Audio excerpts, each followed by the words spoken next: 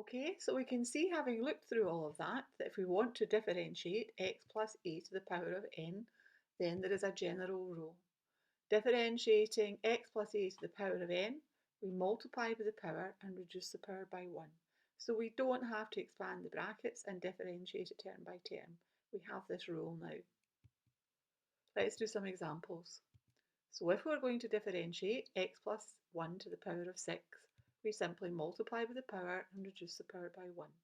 Number 2, d by dx of 1 over x plus 1, that's not ready to be differentiated. We first of all have to prepare that for differentiation.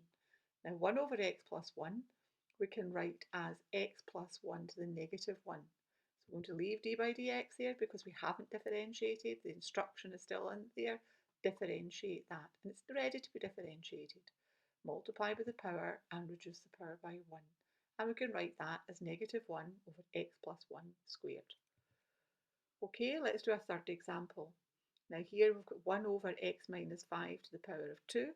So we have to write it as x minus 5 to the negative 2. We are using Newton's notation this time. Ready to be differentiated, f dashed x, multiply by the power and reduce the power by 1.